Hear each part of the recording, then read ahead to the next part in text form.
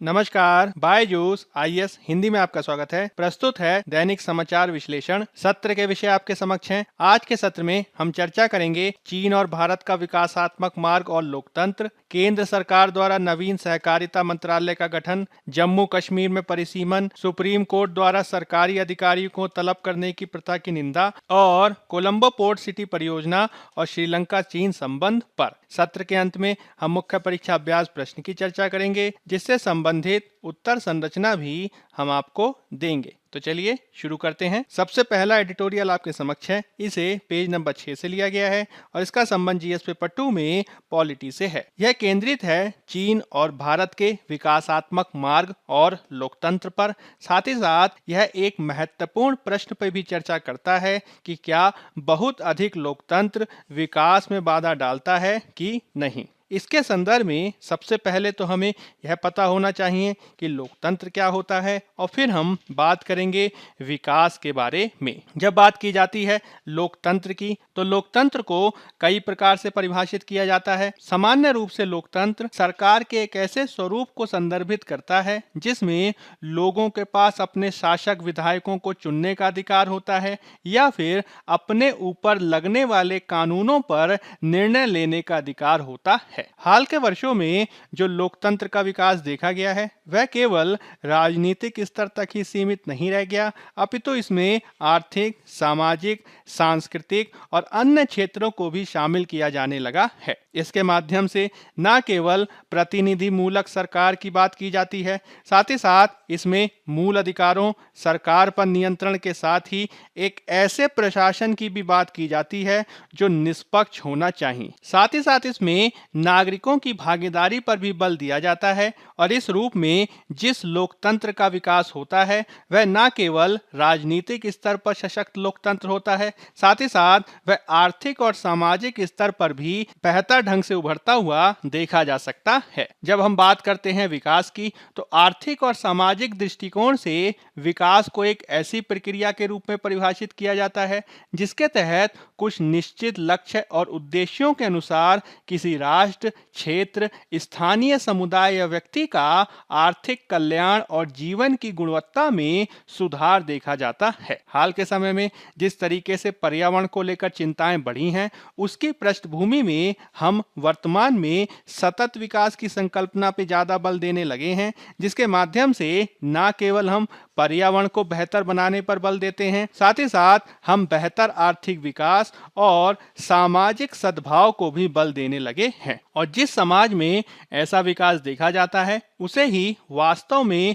विकास और समृद्धि के रूप में परिभाषित किया जाता है। हाल ही में इस पर वाद विवाद तब देखा गया जब चीनी कम्युनिस्ट पार्टी को 100 वर्ष पूरे हुए और चीन द्वारा मुख्य रूप से 1949 में स्वतंत्रता प्राप्त करने के बाद से ही जिस प्रकार की आर्थिक समृद्धि और विकास के मार्ग को तय किया गया है वह काफी प्रशंसनीय कहा जाता है। 1949 के बाद न केवल चीन ने ऐतिहासिक रूप से सर्वाधिक समृद्धि दर हासिल की है, साथ ही साथ लाखों लोगों को भी गरीबी रेखा से बाहर निकाले जाने के संदर्भ में उसके द्वारा प्रशंसनीय कार्य किया गया है। यदि हम भारत की चर्चा करें तो भारत द्वारा भी 1947 में ही स्वतंत्रता प्राप्त की गई और उसके बाद से भारत के विकास का मार्ग एक मिश्रित प्रकार का रहा है, जिसके चलते अनेक बार भारत के विकास के मॉडल और चीन के विकास के मॉडल के मध्य तुलना देखने को मिलती है। अर्थव्यवस्था के दृष्टिकोण से भारत द्वारा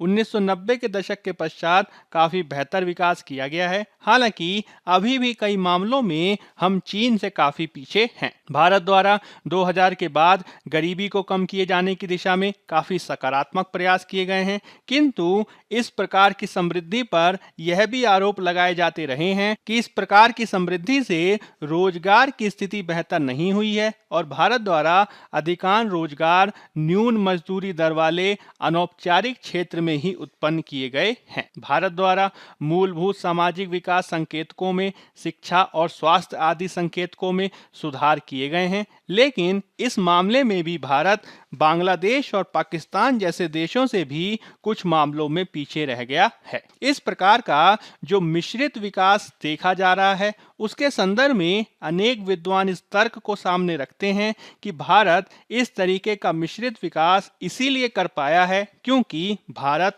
अत्यधिक लोकतांत्रिक है और भारत को भी चीन के ही समान प्राधिकारवादी यानी अथॉरिटेरियन होने की आवश्यकता है, जिसके तहत निर्णयन के लिए उसे दृढ़ होना होगा और इसके माध्यम से तीव्र तरीके से विकास को बल दिया जाना चाहिए। हालांकि इस प्रकार के तर्क जो लगातार दिए जाते रहे हैं, विद्वानों के अनुसार यह तर्क सही नहीं है क्योंकि चीन का जो इतिहास है वह 2000 साल से भी अधिक पुराना है और इस प्रकार के राज्य निर्माण की जो प्रक्रिया चीन में दिखाई देती है वह वस्तुतः 2000 साल से भी अधिक समय से की जा रही है। इस काल में चीन के इतिहास में अनेक विद्रोहों के उदाहरण प्राप्त होते हैं और अनेक प्रकार की अनुशासनात्मक और प्राधिकारवाद के भी उदाहरण प्राप्त होते हैं। इन सब के परिणाम स्वरूप ही चीन में इस प्रकार का परिवर्तन देखा जा सका है। चीनी कम्युनिस्ट पार्टी द्वारा भी 100 वर्ष वहां पे गुजारे गए हैं, उसके पश्चात ही जाकर हम चीन में इस प्रकार का विकास देख सके हैं। हमें यह भी समझना होगा कि किसी प्रकार की तानाशाही या प्राधिकारवाद को लगाए जाने मात्र से ही किसी क्षेत्र का विकास देखा नहीं जा सकता, क्योंकि कई अन्य क्षेत्रों में भी तानाशाही को देखा गया है। इसके विद्यमान रहने के बावजूद वहां पे विकास के इस प्रकार के उदाहरण नहीं देखे गए हैं। जैसे कि अफ्रीका और पश्चिम एशिया के अनेक देशों में प्राधिकारवादी सरकारों के होने के बावजूद वहां आर्थिक रूप से विकास बेहतर नहीं हो सका है। इसी प्रकार से लैटिन अमेरिका में भी 1960 और 1970 के दशक में तानाशाही देखी गई। इसके बावजूद उन देशों के द्वारा बेहद दयनीय आर्थिक और सामाजिक विकास किया गया है, जो इस बात को सही नहीं करता है कि मात्र प्राधिकारवाद से ही इस प्रकार के आर्थिक विकास को सुदृढ़ किया जा सकता है। ताइवान और दक्षिण कोरिया भी इसके एक महत्वपूर्ण उदाहरण हैं, जो इससे पहले तानाशाही की शासन में ही थे, लेकिन उनके द्वारा विकास तभी किया जा सका जब उन्होंने अपने देशों में लोकतंत्र को बढ़ावा दिया था। इसके संदर्भ में हम भारत के भी उदाहरण को देख सकते हैं, जिसके तहत केरल और तमिलनाडु भारत के सर्वाधिक विकसित 2 राज्यों में से एक हैं, किंतु ये ऐसे 2 राज्य रहे हैं जहां काफी लंबे समय तक लोकप्रिय लोकतांत्रिक आंदोलन देखे गए हैं और इन राज्यों में ही एक सघन प्रकार की राजनीतिक प्रतिस्पर्धा भी देखी जाती है। इसके बावजूद वह विकास कर पाने में सफल रहे हैं। इसके विपरीत कुछ विद्वानों द्वारा गुजरात का भी उदाहरण देखा गया है कि किस प्रकार से वहां लगभग 25 साल एक ही दल का शासन रहा है। इसके बावजूद अनेक सामाजिक संकेतकों पर गुजरात द्वारा बेहतर कार्य नहीं किया जा सका है। अनेक विद्वानों के अनुसार एक पार्टी के शासन के चलते वहां पर सामाजिक बहिष्करण अधिक देखा गया है और शिक्षा और गरीबी उन्मूलन के क्षेत्र में भी ज्यादा परिवर्तन देखे नहीं गए हैं। इस रूप में हम ये कह सकते हैं कि प्राधिकारवाद या तानाशाही के चलते कुछ हद तक विकास जरूर देखा जा सकता है, किंतु इससे लोकतंत्र के एक मूलभूत अंग सामाजिक समावेशन संभव नहीं हो पाता है, जिसकी भारत को सर्वाधिक रूप में आवश्यकता है। हमें ये समझना होगा कि भारत द्वारा जिस प्रकार से प्रतिनिधिमूलक लोकतंत्र के मॉडल को अपनाया गया है, उसके माध्यम से जो चुने गए निर्वाचित प्रतिनिधि होते हैं वह सदैव ही चुनावों के माध्यम से जनता और वोटर्स के प्रति उत्तरदायी बने रहते हैं, जिससे उनके द्वारा जो विकास किया जाता है वह जनता के विकास को ध्यान में रख के ही किया जाता है और इस रूप में किया जाने वाला वह विकास सामाजिक समावेशन के साथ देखा जाता है। लोकतंत्र में जो निर्णय प्रक्रिया अपनाई जाती है वह सभी प्रकार की बातें और वाद विवादों को ध्यान में रखकर की जाती है और इससे जो अंतिम निर्णय पर हम पहुंचते हैं वह अधिक समावेशी हो पाता है और इसमें सभी प्रकार की समझौता वार्ताओं से निकलने वाले अधिकतम हितों को शामिल करते हुए ही कार्य किया जाता है। ऐसा नहीं है कि हम लोकतंत्र के तहत बेहतर निर्णय नहीं कर सकते, क्योंकि भारत में इसके पूर्व भी कई ऐसे कानून बनाए गए हैं जो लोकतंत्र के दायरे में रहकर ही काफी महत्वपूर्ण रूप से बनाए गए हैं। इसके तहत आप राष्ट्रीय ग्रामीण रोजगार गारंटी अधिनियम मनरेगा का उदाहरण दे सकते हैं, आप सूचना का अधिकार का उदाहरण दे सकते हैं और आप राष्ट्रीय खाद्य सुरक्षा अधिनियम को उदाहरण दे सकते हैं, जिसके द्वारा भारत कोरोना काल में भी काफी बेहतर कार्य कर पाने में सक्षम हो सका है। आलोचकों का यह भी कहना है कि चीन द्वारा भले ही काफी तेजी से विकास किया गया हो, लेकिन इसके अनेक नकारात्मक परिणाम भी देखे गए हैं जो समय समय पर सामने आते रहते हैं। जैसे कि समय समय पर इसके संदर्भ में हम मानवाधिकार के मुद्दों को देखते हैं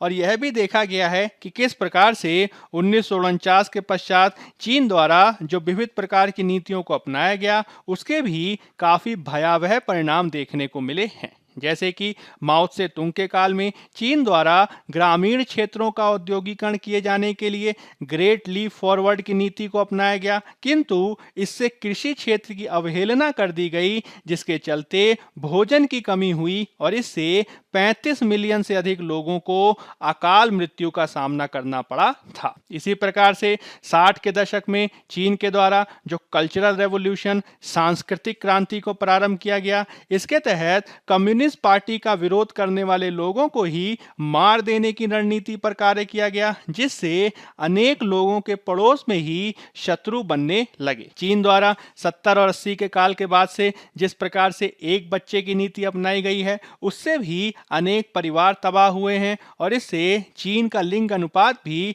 नकारात्मक रूप से प्रभावित हुआ है। हमें यह भी ध्यान रखना होगा कि समय समय पर चीन पर उइगर मुसलमानों के साथ ही तिब्बत के अल्पसंख्यकों के मानवाधिकार उल्लंघन का भी आरोप लगाया जाता है और इस रूप में कई ऐसे नकारात्मक तथ्य हैं जिसको हमें ध्यान रखना होगा। हमें यह भी ध्यान रखना होगा कि चीन पर कम्युनिस्ट पार्टी का जिस प्रकार से शासन है वह इतिहास के केवल सकारात्मक तथ्यों को ही सामने रखती है और उसके द्वारा इतिहास के नकारात्मक तथ्यों को गायब ही कर दिया जाता है, जिससे चीन द्वारा क्या वास्तविक रूप में उस प्रकार का विकास हासिल किया गया है इसको लेकर भी पूर्ण रूप से आप नहीं कह सकते हैं। हमें ये देखना होगा कि भले ही भारत द्वारा इसके संदर्भ में धीरे धीरे प्रकार का विकास किया जा रहा है, लेकिन यह विकास अधिक स्थायी हो सके, अधिक समावेशी हो सके, इसके लिए हमें चीन के इतिहास से भी समझने की आवश्यकता है और समय समय पर भारत में जो इस प्रकार की प्राधिकारवादी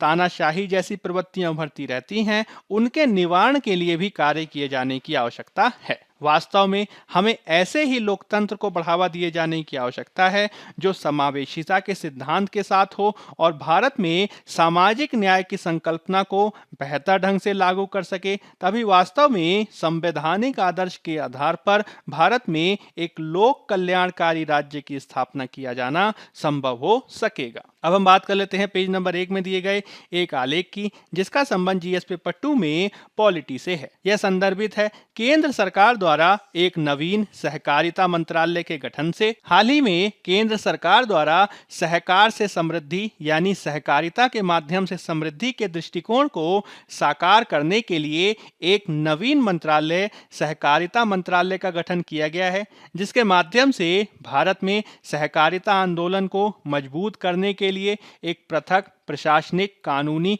और नीतिगत ढांचा प्रदान किया जाएगा। साथ ही साथ यह सहकारिता के आंदोलन को जमीनी स्तर तक पहुंचाने के संदर्भ में भी काफी मददगार साबित होने जा रहा है। यह सहकारी समितियों के लिए व्यापार में आसानी यानी ईज ऑफ डूइंग बिजनेस को भी बढ़ावा देगा और साथ ही साथ इसके माध्यम से अनेक राज्यों में कार्य करने वाली सहकारी समितियों के विकास को भी सक्षम किया जा सकेगा। जब हम बात करते हैं सहकारिता यानी कोऑपरेटिव्स की, तो अंतर्राष्ट्रीय श्रम संगठन यानी आईएलओ के अनुसार कोऑपरेटिव व्यक्तियों का एक ऐसा स्वायत्त संघ होता है जो संयुक्त रूप से स्वामित्व वाले और लोकतांत्रिक रूप से नियंत्रित उद्यम के माध्यम से अपनी आर्थिक, राजनीतिक और सामाजिक सांस्कृतिक आवश्यकताओं और आकांक्षाओं को पूरा करने के लिए स्वेच्छा से एकजुट होते हैं। यानी लोग अपनी कुछ इच्छाओं की पूर्ति करना चाहते हैं और इसके लिए लिए वह एकजुट होकर कार्य करते हैं। भारत में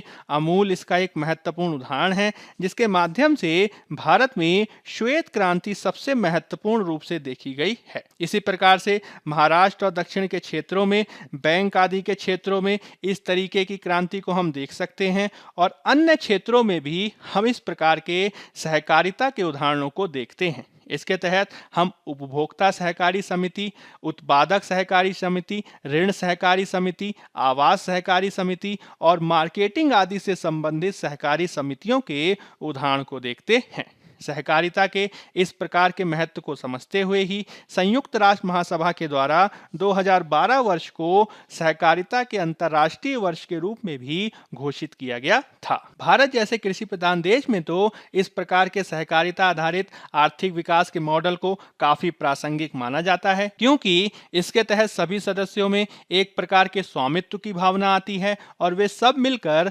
जिम्मेदारी की भावना के साथ कार्य करते हैं। यही कारण है कि भारत द्वारा सहकारिता को संवैधानिक प्रावधान के माध्यम से संवैधानिक दर्जा दिया गया, जिसके तहत भारत ने 2011 में 97वां संविधान संशोधन अधिनियम के माध्यम से भारत में कार्य करने वाले सहकारी समितियों को एक महत्वपूर्ण दर्जा प्रदान किया था। इसके माध्यम से सहकारी समितियों के संदर्भ में एक नवीन भाग 9B को जोड़ा गया और साथ ही साथ सहकारिता शब्द को भी संविधान के अनुच्छेद 19(1)(c) में जोड़ दिया गया था। इसके माध्यम से अब भारत में संघ और संस्थाएं यानी यूनियन और एसोसिएशन बनाने के साथ ही सहकारी समिति बनाने के अधिकार को भी एक मौलिक अधिकार के रूप में स्थापित कर दिया गया है। इस रूप में भारत में अब सहकारी समितियां बनाना एक मौलिक अधिकार हो गया है और राज्यों पर भी यह दायित्व डाला गया है संविधान के अनुच्छेद 43B के माध्यम से कि राज्य द्वारा सहकारी आंदोलन को आगे बढ़ावा दिए जाने के लिए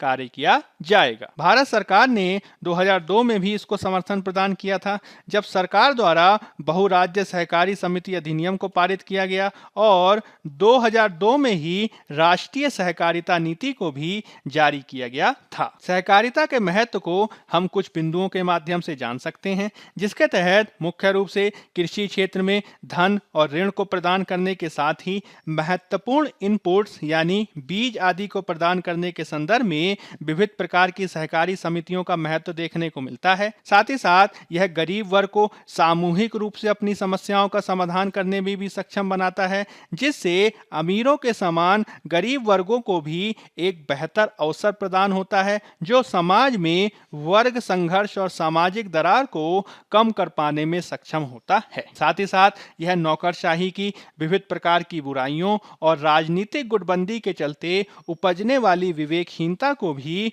कम करने में काफी प्रभावी देखने में आता है। भारत में इससे यह आशा की जाती है कि सहकारिता के माध्यम से कृषि विकास के साथ ही लघु और कुटीर उद्योग का भी विकास कर पाने में सक्षम होंगे। हालांकि भारत में समय समय पर इसको लेकर कुछ चुनौतियां भी हैं, जिसके निवारण के लिए हमें कार्य करना होगा। भारत में समितियों के संदर्भ में जो सबसे बड़ी समस्या देखी जाती है वह समितियों के कुप्रबंधन और हेरफेर की है, जिसके चलते हाल में समितियों में धन एक महत्वपूर्ण शक्तिशाली उपकरण बन के उभरा है, जिसके तहत समितियों के अध्यक्ष और उपाध्यक्ष के शीर्ष पदों पर आमतौर पर सबसे अमीर व्यक्ति या किसान पदासीन होते हैं, जिससे वह अपने लाभ के लिए अनेक बार समितियों और संगठनों में हेरफेर करके भ्रष्टाचार को बढ़ावा दे सकते हैं। सहकारी समिति को संविधान में स्थान दिए जाने के बावजूद अब तक लोगों में सहकारिता को लेकर जागरूकता की कमी है, जिसके तहत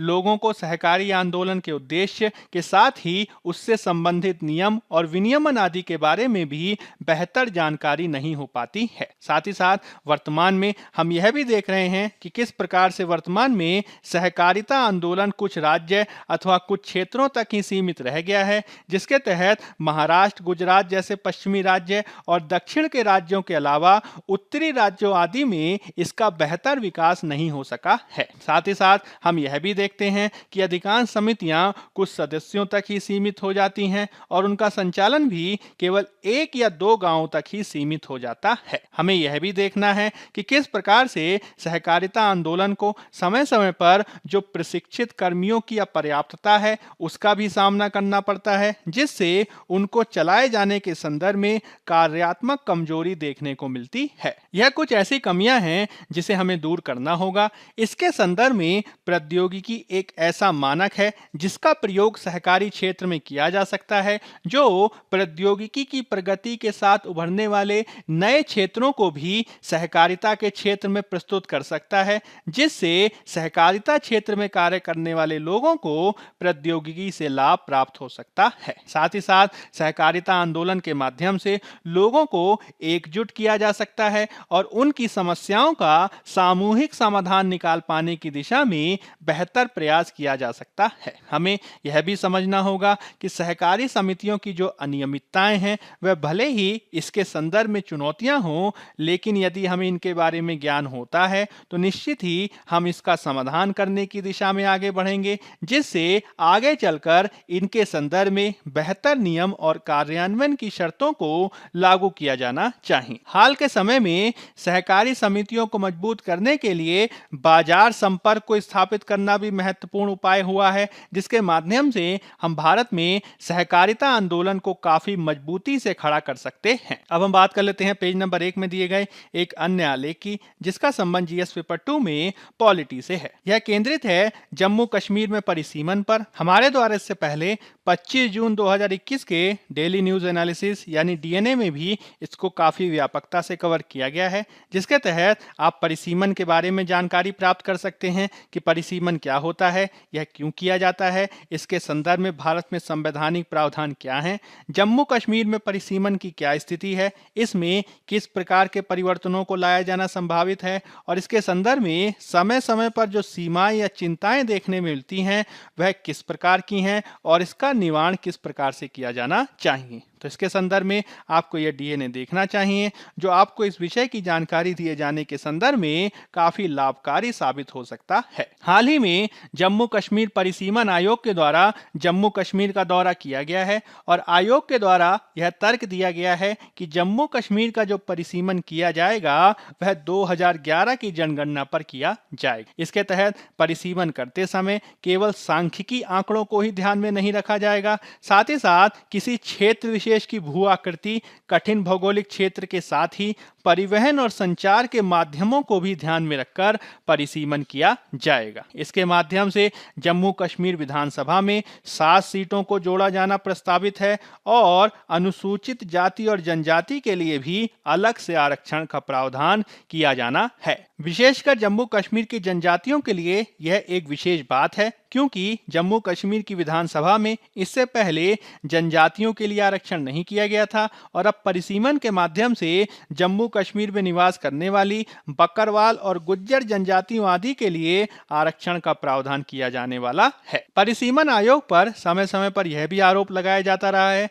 कि उसके द्वारा राजनीतिक दल के दबाव में आकर कार्य किया जा सकता है। तो इसके संदर्भ में भी परिसीमन आयोग का ये कहना है कि वह सभी पक्षों से बातचीत करने के बाद ही अंतिम निर्णय पर पहुंचेगा और इसके लिए ही उसके द्वारा जम्मू कश्मीर का दौरा किया जा रहा है। इसके तहत परिसीमन आयोग द्वारा एक अंतरिम रिपोर्ट को जारी किया जाएगा और जनता से विचार विमर्श के पश्चात ही अंतिम निर्णय पर पहुंचा जाएगा। अब हम बात कर लेते हैं पेज नंबर 9 में दिए गए एक अन्य आलेख की, जिसका संबंध जीएस पेपर 2 में पॉलिटी से है। यह संदर्भित है सुप्रीम कोर्ट द्वारा सरकारी अधिकारियों को तलब करने की प्रथा की निंदा किए जाने से। हाल ही में सुप्रीम कोर्ट द्वारा सरकारी अधिकारियों को समन या बुलाए जाने या तलब किए जाने की प्रथा की निंदा की गई है, जिसके तहत कोर्ट का यह कहना है कि न्यायाधीशों को अपनी सीमाओं में रहना चाहिए और इसके तहत उन्हें शील और नम्रता के आधार पर ही अपनी सीमाओं को जानते हुए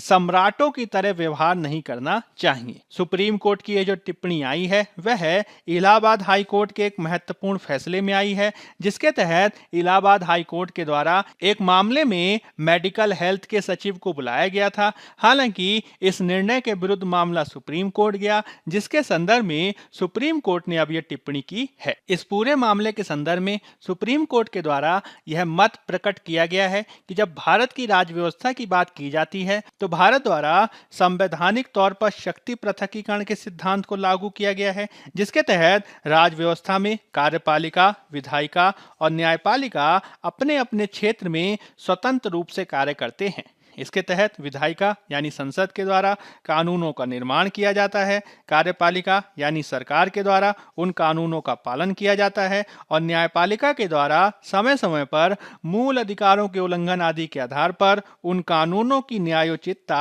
यानी सही अथवा गलत के आधार पर निर्णय किया जाता है। सुप्रीम कोर्ट के अनुसार इस व्यवस्था के तहत यदि न्यायपालिका द्वारा किसी अधिकारी विशेष को बेवजह बुलाया जाता है तो यह एक रूप में कार्यपालिका को उसका कार्य करने से ही रोकता है, जो लोक हित के विरुद्ध देखा जा सकता है। न्यायपालिका को संविधान के द्वारा आदेशों के माध्यम से ज्यादा प्रभावी ढंग से कार्य करने की शक्ति दी गई है, जिसके तहत न्यायपालिका को आदेशों के माध्यम से ही ज्यादा प्रभावी ढंग से कार्य करना चाहिए और यदि विचार विमर्श की आवश्यकता पड़ती ही है तो समयबद्ध तरीके से कार्य किए जाने की आवश्यकता है। इस रूप में प्रत्येक बात पर अधिकारियों को बुलाए जाने की प्रथा सही नहीं है, जिसमें न्यायपालिका को शक्ति पृथकीकरण के सिद्धांत को ध्यान में रखते हुए ही कार्य किए जाने की आवश्यकता है। अब हम बात कर लेते हैं पेज नंबर 13 में दिए गए एक आलेख की, जिसका संबंध जीएस पेपर 2 में आईआर से है। यह संदर्भित है कोलंबो पोर्ट सिटी परियोजना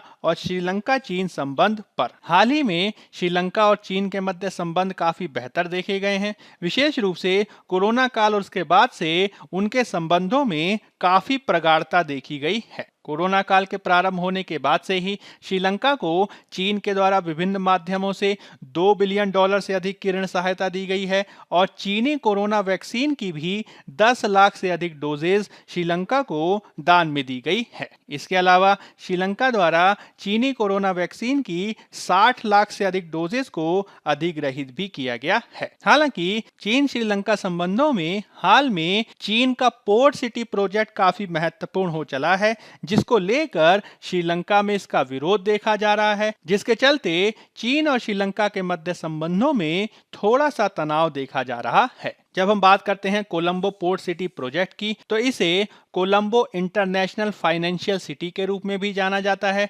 जो कोलंबो में स्थित एक विशेष आर्थिक क्षेत्र और अंतर्राष्ट्रीय वित्तीय केंद्र है, जो वर्तमान में कोलंबो के पास समुद्र से प्राप्त की गई भूमि पर निर्माणाधीन है। इस प्रकार की भूमि सुधार का कार्य जनवरी 2018 तक पूरा कर लिया गया था और इसके संदर्भ में कुल लागत लगभग $1.4 बिलियन आंकी गई है। यह चीन की बेल्ट एंड रोड पहल का हिस्सा है। यदि हम इस परियोजना की पृष्ठभूमि के बारे में बात करें तो इस परियोजना को सितंबर 2014 में चीनी राष्ट्रपति शी जिनपिंग के द्वारा महिंद्रा राजपक्षे के कार्यकाल के दौरान श्रीलंका की यात्रा के दौरान लॉन्च किया गया था, जिसे जनवरी 2015 में राष्ट्रपति महिंद्रा राजपक्षे को बेदखल किए जाने के बाद मैत्रीपाला सिरिसेना और रालिन विक्रमासिंघे की उत्तराधिकारी राष्ट्रीय एकता सरकार ने कुछ समय के लिए इसे रोक दिया था। हालांकि पुनः इसे आगे बढ़ा दिया गया था। इसमें तेजी तब देखी गई जब नवंबर 2019 में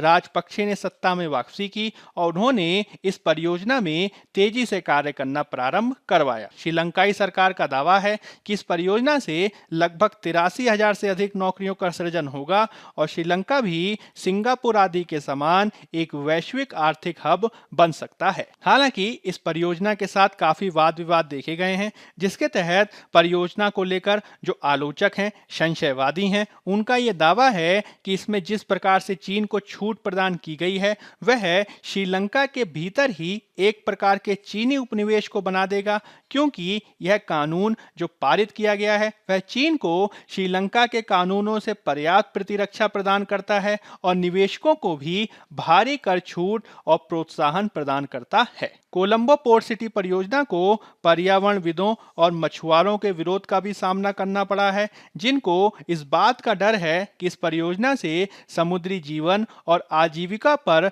नकारात्मक प्रभाव पड़ने जा रहा है। हाल ही में कुछ बौद्ध भिक्षुओं के वर्गों द्वारा भी इस परियोजना का विरोध किया गया और यह दावा किया गया कि इस परियोजना के माध्यम से चीन की संप्रभुता पर नकारात्मक प्रभाव पड़ सकता है। यदि हम भारत की बात करें तो हाल के समय में जिस प्रकार से श्रीलंका के साथ चीन के संबंध बेहतर हुए हैं, वह विशेष रूप से हिंद महासागर क्षेत्र में भारत के हितों को प्रभावित कर सकता है, जिसके निवारण के लिए भारत को कार्य किए जाने की आवश्यकता है। अब हम बात कर लेते हैं मुख्य परीक्षा अभ्यास प्रश्न की। पहला प्रश्न है, क्या लोकतंत्र विकास में बाधक है? समालोचनात्मक विश्लेषण करें। 15 अंक 250 शब्द। दूसरा प्रश्न है, केंद्र सरकार द्वारा नवीन सहकारिता मंत्रालय के गठन की पृष्ठभूमि में भारत में सहकारिता से संबंधित प्रमुख प्रावधानों और चुनौतियों की चर्चा करें। 10 अंक 150 शब्द। पहले उत्तर की संरचना की भूमिका में आप लोकतंत्र और विकास का सामान्य परिचय देंगे और इसके मुख्य भाग में आप लोकतंत्र और विकास के मध्य वाद विवाद को भारत और चीन के विकास के संदर्भ में समझाएंगे। फिर आप इसके संदर्भ में कुछ प्रमुख तर्क उदाहरणों को प्रस्तुत करेंगे और अपनी तरफ से कुछ नवीन सुझावों की भी चर्चा करेंगे। अंत में आप एक उपयुक्त सकारात्मक निष्कर्ष प्रस्तुत करेंगे और इस रूप में आपका उत्तर पूर्ण होगा। दूसरे उत्तर की संरचना की भूमिका में आप केंद्र सरकार द्वारा सहकारिता मंत्रालय के गठन का सामान्य परिचय देंगे और इसके मुख्य भाग में आप भारत में सहकारिता की विधिक व संवैधानिक स्थिति को स्पष्ट करेंगे। फिर आप इसके संदर्भ में कुछ प्रमुख चुनौतियों की चर्चा करेंगे और चुनौतियों के निवारण में कुछ सुझावों को भी देंगे। अंत में आप एक उपयुक्त सकारात्मक निष्कर्ष प्रस्तुत करेंगे और इस रूप में आपका उत्तर पूर्ण होगा। बायजूस IAS हिंदी के आज के अंक में फिलहाल इतना ही। धन्यवाद।